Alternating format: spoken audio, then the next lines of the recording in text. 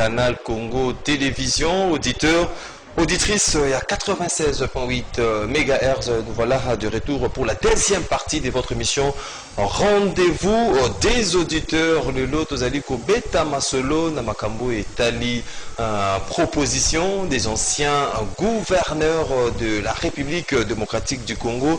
Boyebi était ancien gouverneur Nyoso, presque une grande partie. Il y avait ancien gouverneur Basidaki Kokutana na Mwanamboka Junior Mata Oazali, vice-ministre en charge de la finance.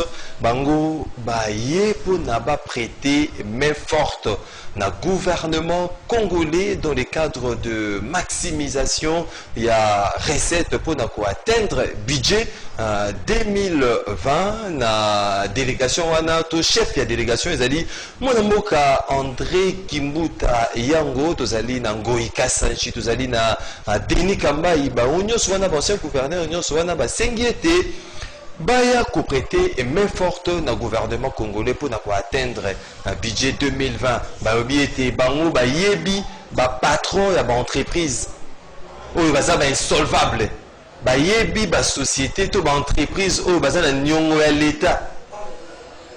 Donc bango nyonso wana ba lobi ete ba insolvable baza ebele oyo il faut ba zwa mato l'état alandela bango apes bazongisa mbongo ekota la caisse ya l'état. Bazali prêt. André Kimbuta Yango, ancien gouverneur à ville ya Kinshasa, Denis Kambai, Ngoi Kasanji, bango nyonso wana balui bazali prêt ya ko soutenir gouvernement, ya ko collaborer étroitement na gouvernement congolais. Balakisa bango ba no pointer bango oyo azali na nyongo ya l'état, oyo azali na nyongo ya milliard, oyo azali na nyongo boye po na mbongo wana ekoka kokota na kati ya caisse ya l'état na cadre ya maximisation des recettes. Le chef de l'état Félix Tshisekedi azali na posa que non na terme ya dépenses na recette tout ko atteindre 11 milliards de dollars américains d'ici donc on a 2020 selon budget actuel il y a République démocratique du Congo. Que pensez-vous de cette proposition? Il y a gouvernement, tout il y a ancien gouverneur, il y a République démocratique du Congo. Est-ce que Baimbo Kawana Bazali na posa, il y a tout initiative, démarche wana ezali démarche moko salvatrice pour na mboka na biso to ezali moko koso ezali makanisi na bino bokopesa yango na 082 33 33 749 082 33 33 749. Voilà numéro beaucoup pesa makanisi na bino par rapport ya si jenabiso ya mokolo ya lelo. Mais avant to banda, avant to fongula singa pour na pesa makanisi na bino tozali na information oyo bayeli biso na kati ya plateau na bino ya Canal Congo Télévision to Radio Liberté Kinshasa. Tozali na ndeko Putu Raphaël, il azali na révélation to information moko lingi apesa bayimboka pas comprendre qu'est-ce qui se passe normalement. Ndeko Putu Raphaël. Merci mingi ndeko journaliste. Ndenge omoni nga bosoko yoki ngoko ka solo kasho.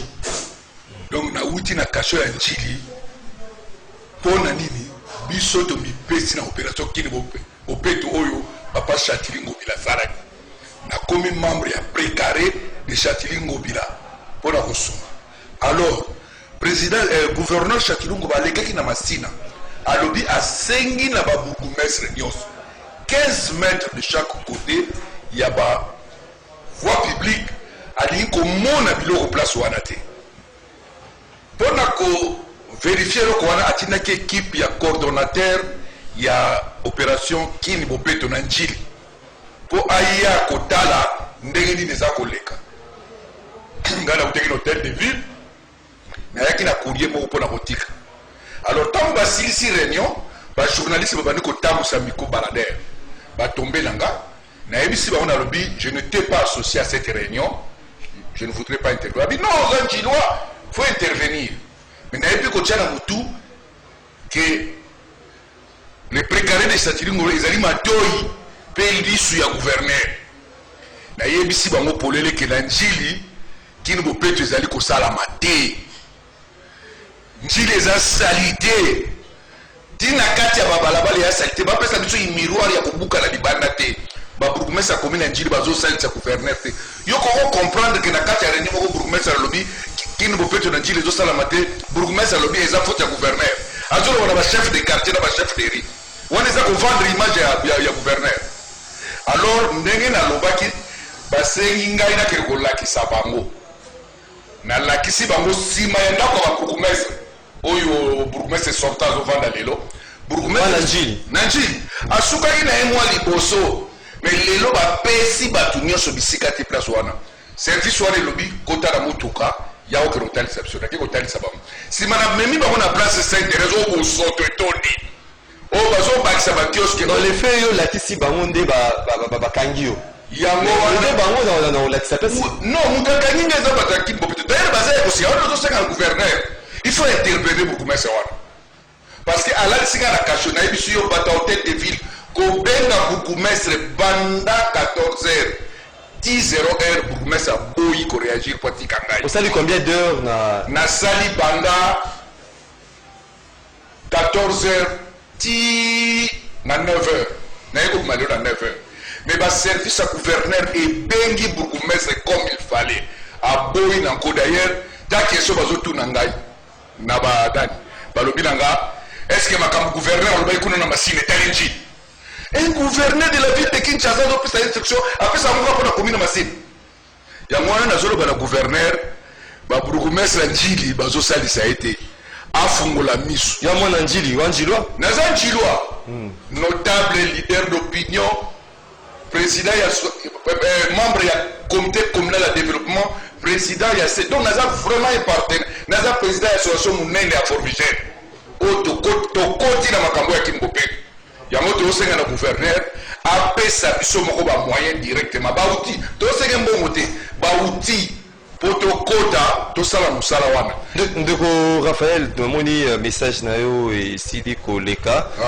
message na yo ezali ma capté 5 sur 5 mais okoki mpe kopesa mpe ya vie na haute par rapport ya proposition des anciens gouverneurs ezali André Kimbuta Ngoïka Sanji Denis Kambai bango balobi ete baya koprêter main forte na gouvernement central par rapport à rentabilité to maximisation ya recette envie de atteindre le budget makanisa yo muto ya fungo ngai makanisi na ngai ya liboso na koyebisa yo ngai namonaki mariage wana FCC cash eza mariage oyo ekokai kotombola mboka oyo parce que bato ya FCC baza bango bagéraki bayebi esika nini mbebe ezalaki kouta bato ya cash baye sikoyo na félicité da mopepa sika donc soko basangisi yango initiative eza kitoko parce que moto lokola André Kimbuta azalaki gouverneur la ville de Kinshasa nga naza na makambo elito boyaka ye na félicitaka ye mpe na makambo ebele parce que neti biso na njili atinda 5 projet so teki na babourgmestre malamu me njili edevelopa yango nalobi bayebi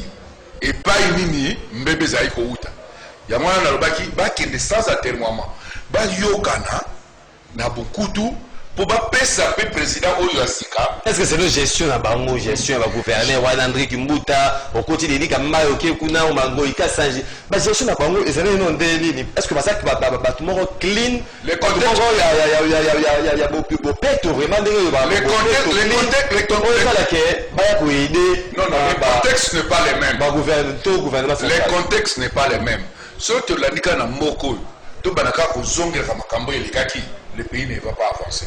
Si les gens prennent de bonnes initiatives... Est-ce que ça va? Oui, mais les autres ne sont pas venus. Et ils ont qu'à donner ce courage-là de venir. Tout embrasser... bateau insolvable. Oui. Entreprise, oui. Il y a des rapports, journal, il faut que non, établir que non, entreprise insolvable, entreprise entreprise comment ça fait-il? Comment ça fait-il? Bango, c'est que bomba bato mususu ya nyongo na batia bango na bacarnet mususu to entreprise mususu ya nyongo l'état batia na carnet mususu bobimisa parce que il faut ba nouveau gouverneur mona na journal na rapport que non oyo bazia ba nyongo boye ça sert à rien pour tout président ça bango ya et mona na wana lingi na kota na logique ya Félix Antoine Tshisekedi Félix alingi un Congo nouveau oyo na bato bazaki secte na bato ba yesika to sanga na poto kindi liboso omoni lokola bazwi initiative makanisi oyo lobi ebongi bato ya sika basenga na bango pe ba rapport wana Comme ça, ensemble, toluka. Pas d'esprit à koluka des sorciers.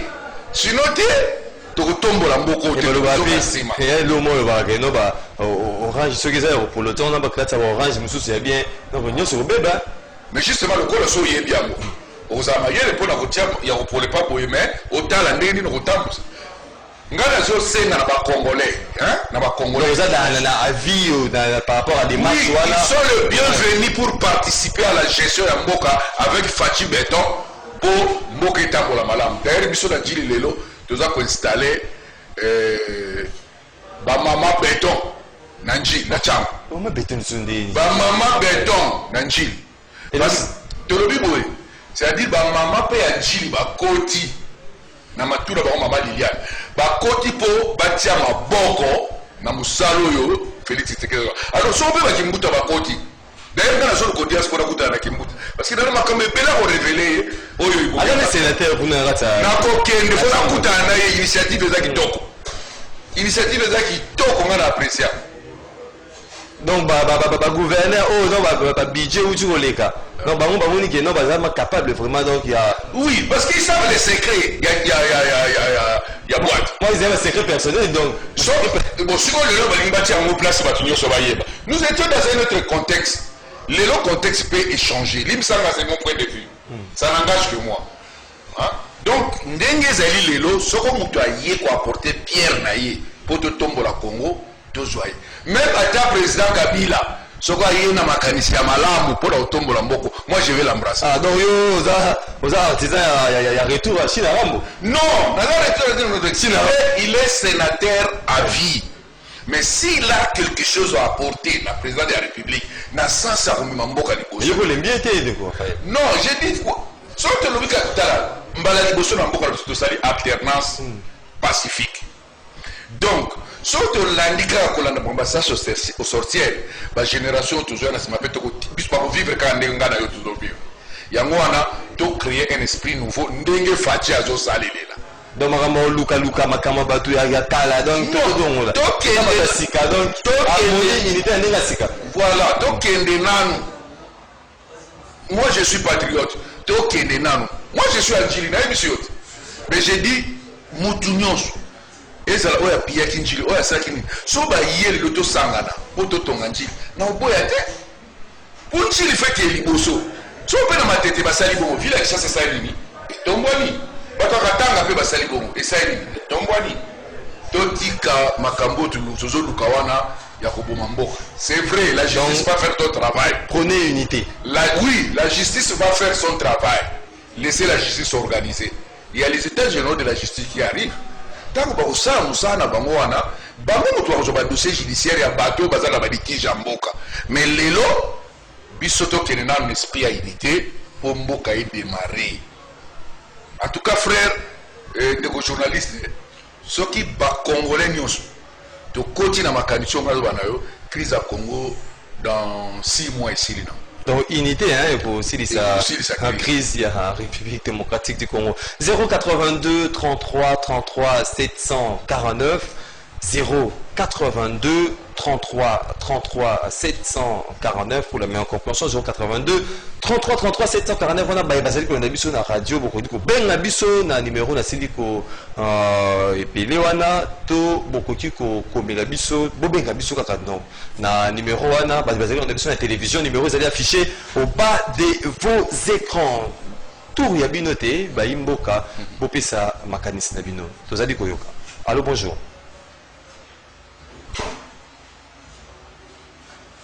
Allô, bonjour. Bonjour. Oui, Ndeko Raphaël. Ndeko Nabiso, être invité du jour, y compris sur l'auditeur CCTV. Quelqu'un est abouillé.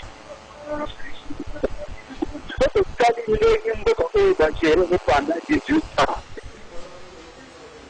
Nandeke oyo mutu akufa titi lelo etolandela point par point moto okikubela mboka na biko parce que chaque personne aza na badossier na ye yango monsi maboko pembe fati azi kufa alobi ke te esenge d'abord kimia ezala labunda nataki bakongole oyo batangisi bango te pendant 18 ans labunda nasisa kitumba ya este oyo esili 30 ans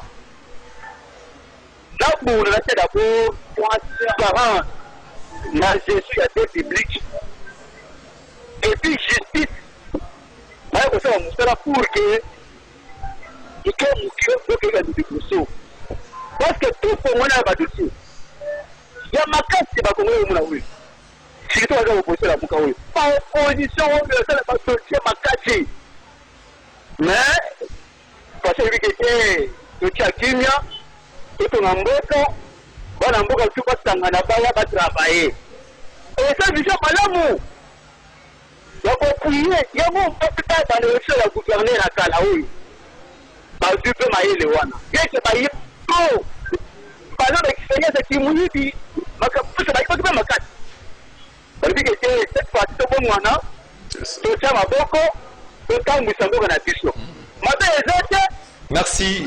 bango bayebi bamiyibi bakorrupteur bayebi bango makasi batorati dile oyo bazoki mpona bakorosa Merci. bayebi bazona Merci Ndeko Raphaël depuis Matongué dans la commune des Kalamou 082 33 33 749. Allô, bonjour. Allô, bonjour. Obengi biso apiko monani Ndeko. Allô? Allô, bonjour. Obengi biso apiko monani. Nabengi depuis commune ya Kalamou. Comment monani Ndeko? Kombo na ngai Ndeko Ibrahim. Oui, Ibrahim depuis Kalamou. Makanisi na yo. Ok, nasalaka intervention mpona propos ya makambo ya gouverneur Andre Kimbuta bango bakoki kotoka lisusu te parce que batravaille ebele na kati ya mboka oyo tomoni eloko moko te comme incatilité bango basala mais comment bakoki kotonga lisusu baya kotravaille alors ce qui concerne mpona makambo ya madame ya DGRA asali noti moko na mitema ya 32 millions mais mbongo wana ekoti te na trésor public aza lelo na problème na casier judiciaire soki nango eza wana Merci. tosunga mpoko oyo Merci. alors soki bango bazosala biso population tokotelema po toloba sinon non plus jamais kocontinue sur kata mpoko merci ezalaki contribution. Merci Ndeko Ibrahim depuis la commune des Kalamou 082 33. Allô, bonjour. Allô, bonjour. Allô, bonjour. 082 33 33 749. Allô, bonjour. Donc, ce que vous bengi biso, vous pesi biso kombo na yo to makanisi na yo. Allô? Oui, allô, bonjour. Bengi biso api kombo nani? Oui, bonjour monsieur. La bengi bino na zona mbinza. Kombo nani? Souvent la bandaka na monsieur Peter. La bandaka bino mingi, non? Kongo iloko ezoboma biso flatterie eleki makasi. Même invité oyo yambi na plateau ezaka batalelo basandi mosala malamu mboka etambola mpasi eza na Kongo eleki makasi te papa parce que baflatere bazali mingi bato baza koloba batalelo bato bakumisaka mobutu bayembaka lemene bafinga omi kozwa bapafati neti oyo bozami na plateau wana donc mawa trop esalisalama nde. Merci mon frère pour ta contribution. Proposition à l'ancien gouverneur de la République démocratique du Congo va travailler, va collaborer dans le gouvernement central à vue de maximiser des recettes. Allô, bonjour. Ezali Jean-Michel Abeni na Gisenso. Oui, de quoi Jean-Michel. Je peux inviter na plateau malgré à zone bamapé makasi. Na lobby est-ce que diable a pu dénoncer mon niveau de diable? Est-ce que na mupanda moko zone bana tira on a été mupanda moko tira na Bible zone ba se purifier par une chose impure. dans la portée à réforme de l'institution. Ce qui concerne la réforme de l'institution, il ne faut pas pocha bato baza na message pour que ne suko sangisa bango na bato yo baza na na tâche te. Sinon tokobika kama makambo tomonaki na époque ya papa oyo Kingakati. Alors ngana lingi bandeko oyo balekaka kuna na chaîne oyo soki baza koyemba kaka bato ya régime passé. En tout cas, désolé. Merci Ndeko Jean Bikila depuis Kisensu. Ndeko Jean Bikila. Allô, bonjour. Allô, bonjour. Allô, bon.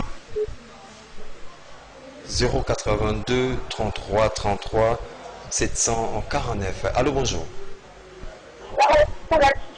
Allô. Oui, bonjour. Ben Bissau Komounani. Allô. Oui, Ben Bissau Komounani. Allô. Bonjour. Bonjour. La levée est papa. Il y a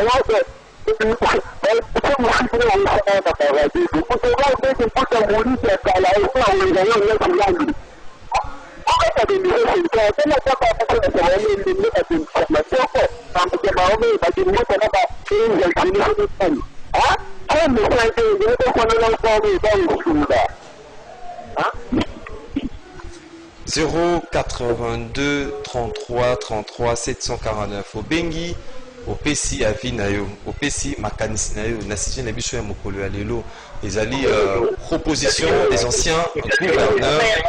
Allô, bonjour. Allô. Bonjour. Allô. Bonjour. Au Bengi biso ya Pikomona. C'est Madame Cathy. Oui, Madame Cathy. Depuis la commune de Mongafula. Oui, Madame Cathy, depuis Mongafula. On vous écoute, Madame. Je dis bonjour à tous les auditeurs. Contribution à nos amis. André Kimbuta, il est de fait de gouverneur de la ville à Kinshasa.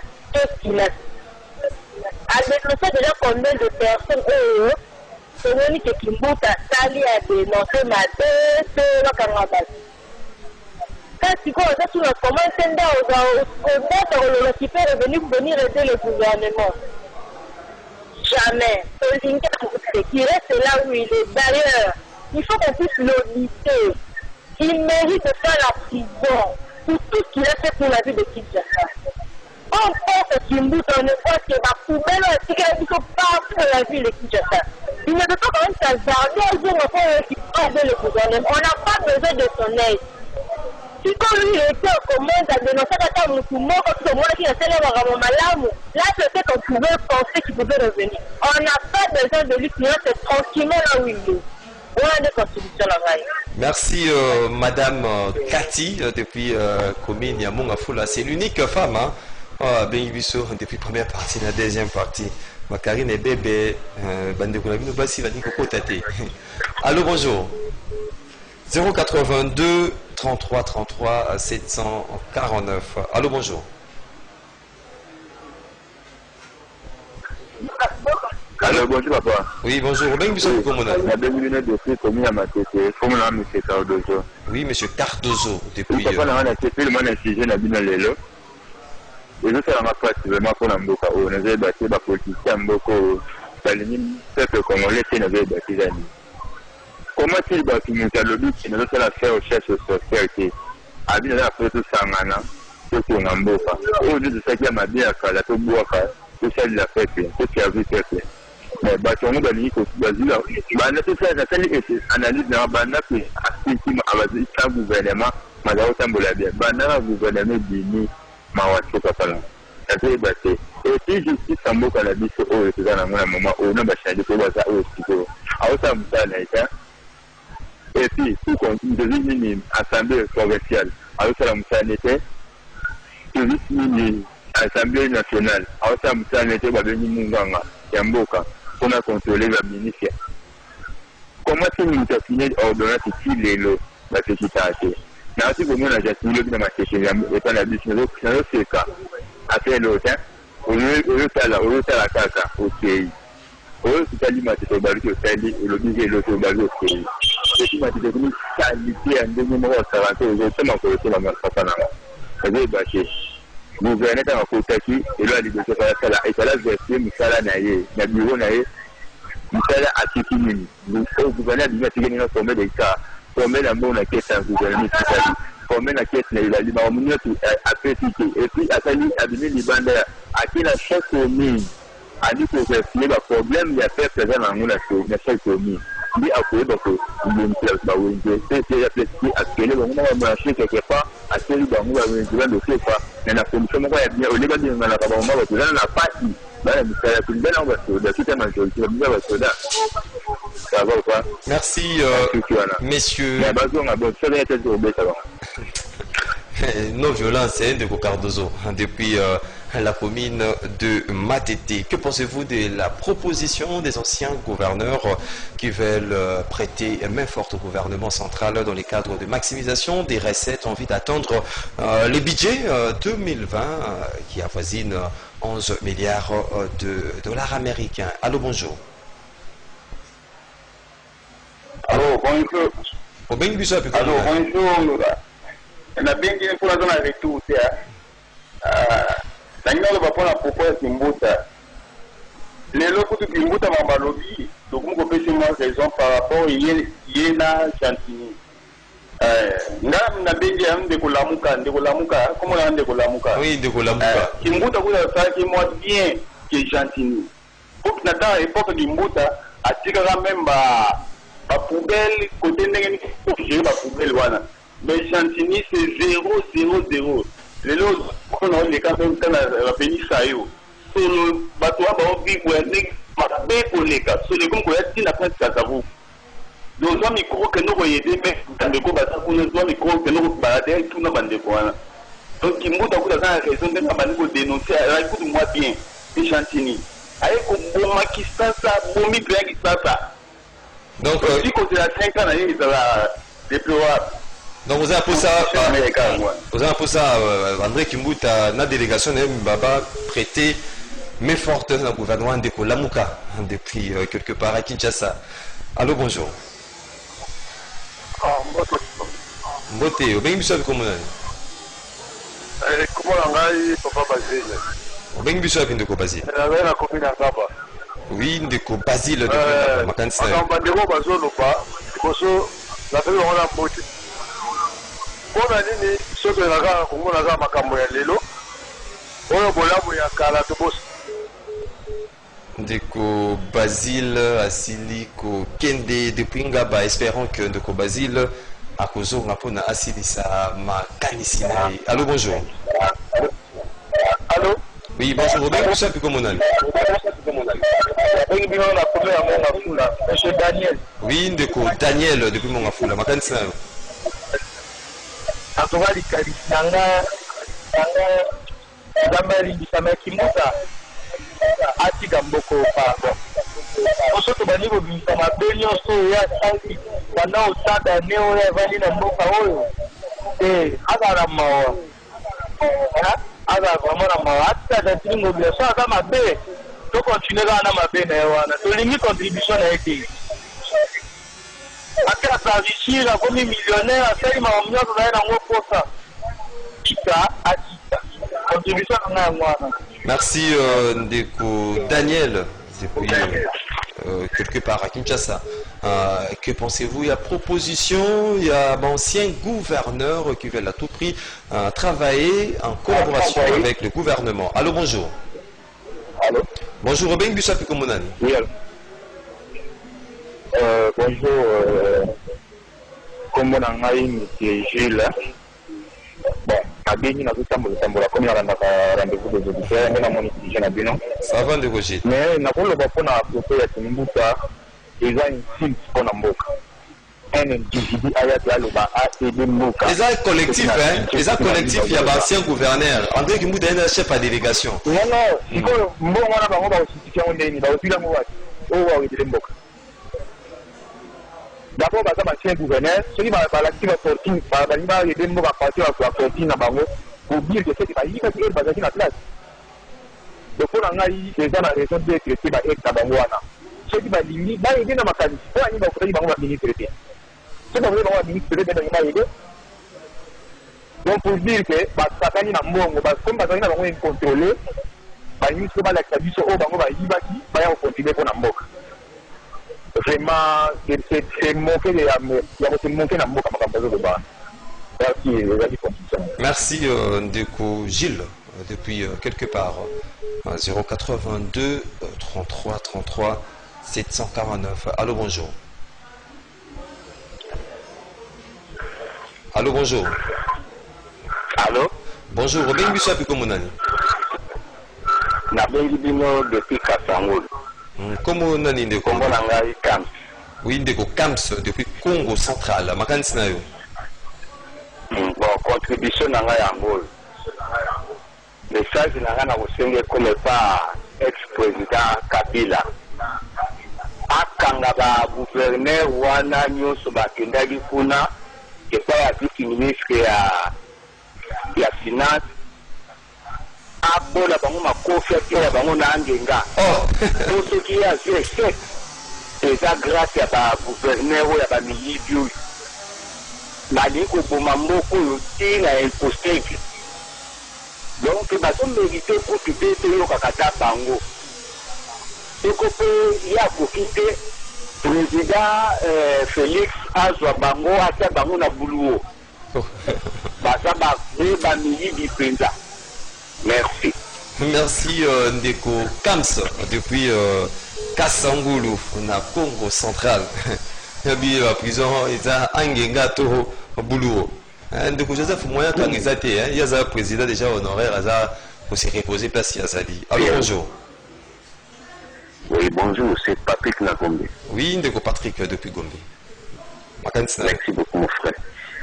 Bon, provenance sur le gouverneur wana bauti watu na ka parti politique nini namoni bauti na SCC parce que bango tout ba gera wana naza komi tout na question est-ce que baye opération kamikaze te kwa mbrouiller makambo nyonso tout ou comment parce que ils ont géré baye moko boye que no baye ko aider ba gouverneur contre nini dozo comprendre te de deux est-ce que batwana bandi basala mwa structure moko boye uniquement pour la bango basi gouverneur pour basko koede oyo faire fonctionnement mpe kobanda kobima pour kofaire fonctionner bango ou comment. De trois, vous savez très bien, ces gens-là, ils ont vraiment tué ce pays. Baïga Kamba Moro Kakapoye, qui est notre pays. Est-ce que sur autorisation, il y a autorité morale na bango ou comment? Est-ce que l'autorité morale na bango a quoi accepter vraiment parce que il y a bloqué vraiment oyo na ndenge mo kelo amona na te. Il y a quoi accepter vraiment tinda batu ba ko sungaye et puis batu wana ne ba yebi que non réalité en mboka ou bien biso to éviter, nous devons éviter, il faut kaka bango kaka. Non, je ne suis pas d'accord avec ça. À ce qui concerne comme invité à Zawana, éviter en tout cas Tika Bajale Loana. Toujours créer banane béton, maman béton, c'est quoi ça? Est-ce qu'on a besoin des histoires là? Moi, tout le monde qui m'a dit, ma camouflage marché, ou qui dit que Bajale béton, est-ce qu'on a besoin de ça? Il faut que ça ait l'eau. Donc, ce n'est pas que nous avons tiré de la côté, nous avons dénoncé, c'est comme ça. On téléphone béton. Il va dire, ils ont une mission la plus suivie, ils ont une blague à pas en combattre, ils ont un personnel, ils ont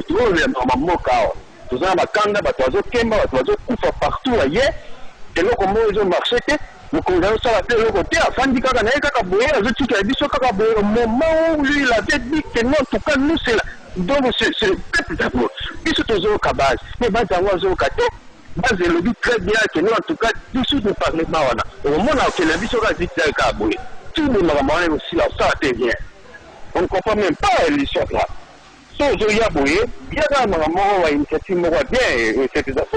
Merci. Merci Ndeko Patrick depuis la commune de la Gombe. 082 33 33 à 749. Allô, bonjour. Allô? Allô, bonjour. Oui, bonjour. Obengi biso Oui, oui, ndeko Raphaël depuis la condition c'est parce que on allait vivre à bâtir. Donc au bateau comme on a bâti quoi imbécile. Et là au moment vile le gouverneur déjà qui apprécie que na temps na dino. C'est lui musala malam te. De dit que si je peux là de porter une forte et pas gouvernement. C'est pas normal. Donc, jusqu'à la vie, la population, en tout cas, il faut me dire que tu as le point à la politique beaucoup. En tout cas, merci beaucoup. Merci Ndeko Raphaël depuis Dallas, Ayolo dans la commune de Kalamo. On s'achemine vers la fin de cette deuxième partie. On reçoit des intervenants et puis on mettra fin à cette deuxième partie. Allô, bonjour. Allô. Allô. Allô, bonjour. Comment on a Ndeko? Oh, Ndeko Nkoni, depuis commune à Kalamo. Yo yebi biso biso tozali koyoka ndeko papa kimbuta makambo azoloba wana eza na sens moko te awa fulu ya tempo solo ezalaki wana tempo ese solo wana atikaki yango atiaki yango ta bana bazobotana matente ya delvo ya bamatere awa bazobima na solo fulu wana are wana ya bamatere eloko soko yango tabiso eza sute po asala eloko te atika naye papa félix ezota mosinga na kosunga biso na biso na ndenge ya bien abiso biso te asalaki eloko te yaza na pension na suspension ya peuple congolais asalaki eloko te wana eza discussion meme na biso epuis papa aza na plateau baanimation wana ya kokumisa tolinga bango tu te oyo eza émission moko batitu bazolanda yango baza na mposa bame bakongo avant yamele wana mama pression eza ya sens moko te donc alobaka bien oyo kongo eteleya liboso koanime wana eza tolinga yango te. Merci Ndeko depuis quelque part à Kinshasa, Ndeko Nkoni 082 33 33 749. Allô, bonjour. Bonjour papa. Obengi biso comment on avait donné depuis Congo central, précisément à Kassangolo. Oui, depuis Kassangolo. Makanistan. Alors oui. Kimbuta bazalaki wana c'est vrai baza bacongolais mais c'est rejetable na babiloko mosusu bakandaki kosala or na moment oyo tozoba boye baza juste important eke baa na kosala kodéranger koambrie bato na congo mosu nasi balongaki baza bapute baza basamataire bafanda basala baza bafonction baza nango wana surtout oli baya bastation kodistore bato bampomba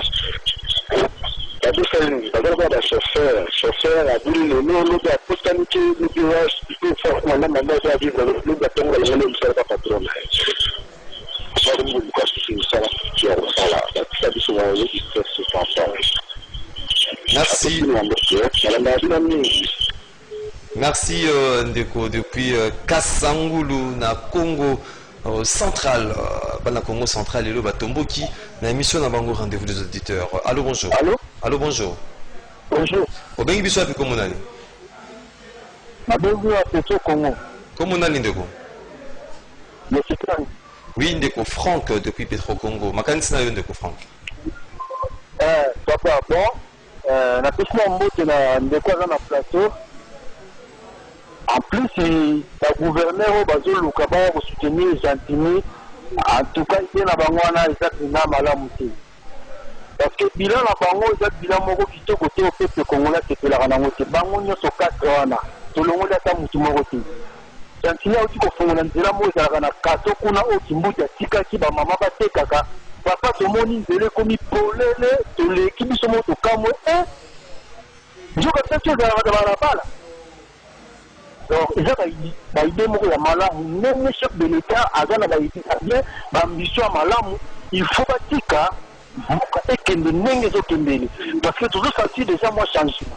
Alors, bâtir à l'idée, on va besoin d'un mot, mais tu as mis ces calais. Tu veux que ma communauté à Malam, mais est-ce que nous avons un réel tu veux dire comment on est, tu veux dire comment on est, mais il y a ça là fixé. À quoi on a roi Mokoboy. akomi koluka na makambo chef de l'état landaka eza kitoko tina bila na eza malamu te batika bato chef de l'état lokavaye na bango mpo mboka ezokende kitoko changement des ebando kota. Merci. Merci Ndeko depuis quelque part à Kinshasa. On prend des derniers intervenants pour la deuxième partie. Allô, bonjour. Allô, bonjour. Obengi biso api komunani? Nabengi bino na Kizabwao. Komunani Ndeko? Komona ngai Jérémy. Oui, Ndeko Jérémy. Makanisi na Jérémy. Ndeko na ngai na tuna liboso mpo na papa na biso Raphaël ya Matongo. Ye problème likamu keso ya lamuka sala ino. Bon, ya mibale. Nayebi te bandeko Kimbuta na bamususu wana. To bango nde bakota bakuru ya gouverneur. Kati mtu ezaka ya bagouverneur. Bano batisi baklasi sikoyo. Tozala badisantie, banene tout ça. Donc bakokosala te. Kaka bango bayaka, répétition kaka bango. Bafanda, obalei, batondi, bafanda, batika pe bamususu bazwa baya na makanisi ya sika. Merci, bon journal. Merci Nayope Lokola Ndeko, auditeur. On prend les derniers intervenants pour cette deuxième partie de votre émission Rendez-vous des auditeurs. Allô, bonjour. Alors, c'est David à Patangolem. Oh, Ndeko David, aussi Sinayo, Magan Sinayo. Babu raccordé ma pour dire les Tigara na Sigel. Tigara na Sigel. Raccordé ma côté de ville, ils ont changé tout ça, investi dans le Congo et puis baza. Oui, puis finance, 18 ans. Il y a loi, il y a une décentralisation et petit n'ingisa pour gérer mes comptes. Mais baza les séances et puis baza en quantité pour investir dans le Congo. Pas en quantité pour investir dans la Belgique, papa congolais, bana soki wata.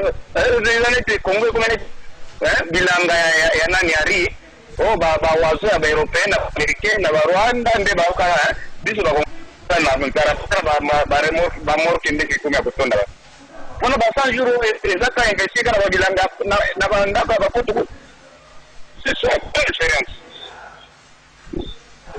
Merci Monsieur David.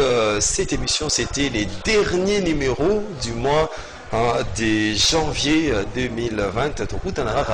Na février. Allô papa, bonjour. Allô, bonjour. Bonjour papa. Obengi biso avec Komonani. Allô. Allô, bonjour. Bonjour. Bonjour, Obengi biso avec Komonani. Mbote na yo pe. La lobby de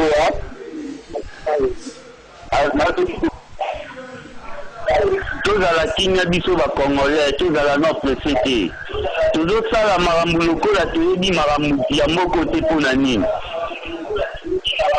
bato basali 18 ans na pouvoir basali eloko te kaka bato oyo baye kaka na inane basala nini papa fo kopesa ta na temps tozalaka presse te nana mwa yebi nani ange kimbuta te ange kimbuta bebisi mboka oyo balelele bambongo ya mboka oyo Fatira na Argentine kaka awa moko Argentine azoboma mboka. Est-ce que mito batezo raisonner bien? Merci merci Ndeko depuis quelque part habitope Satanatan. Ezali puis yemta clôturer nabiso l'émission nabiso ya mokolo ya lelo dernier numéro pour ce mois de janvier ba union sur ba politique yo bazana pour ça ba les canaux émission rendez-vous des auditeurs vous pouvez appeler personnellement au numéro 081 230 50 29 081 230 50 29 un numéro beaucoup bien ce que vous avez pour ça au leka na émission rendez-vous des auditeurs tous les différentes entreprises les patrons de des entreprises vous avez pour ça promotion à produit na bino leka na CCTV Radio Liberté Kinshasa vous pouvez appeler tout de même à ces numéros pour savoir un peu les différentes modalités pour na leka na émission rendez-vous des auditeurs et collection produit na bino pour na l'autre qui a une émission qui réalisée par l'ingénieur Alain Kabongo derrière les caméras Karine Ebebe, Stéphane Bandouzi, avec Mpandi à réalisation, Mpandi à radio, en Algérie. La production était assurée demain des maîtres par Doudou Montiri, Hamilton. Tokote na bino mokolo ya lundi pour notre beta masolo etali mboka na biso au programme ezali ko continuer na CCTV Radio au Liberté Kinshasa.